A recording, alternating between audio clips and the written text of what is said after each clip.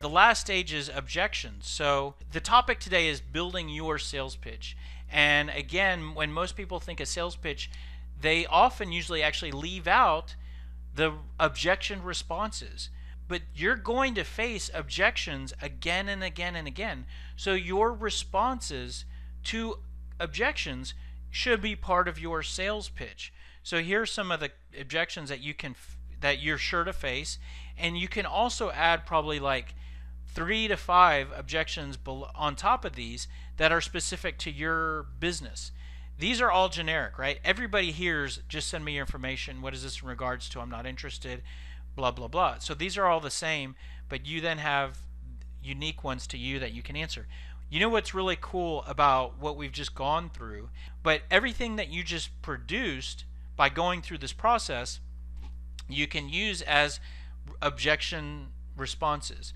You can use your value statement to respond. I showed you that. You can respond with the common problems that you help to fix. You can respond with your pre-qualifying questions.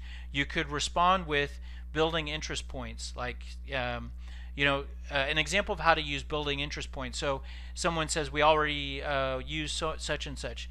Then a building interest point might be how you differ from other companies out there. So you could mention that, how your differentiation to that could be one of your responses to objections. A name drop example. So again, SalesScripter produces a tool called an objections map. This is just sort of like a screen capture of that tool. It's basically, and you could create this on your own. By the way, all these sales tools that I'm sharing with you, that I'm telling you that SalesScripter produces, you can create all of this on your own in a Microsoft Word, using Microsoft Word. You could create call scripts, you could create email templates, you could create voicemail scripts, and you could create an objections map, which basically what you want to do is you'll want to create 2 columns. On the left column, put the objections. On the right column, you put your responses. And so you can do all that. The fascinating thing about SalesScripter is what SalesScripter is going to do is it's going to ask you it's going to give you a workflow for you to enter the key things about your world, such as the value you offer, the pain points you resolve, and it's going to take you through this automated interview.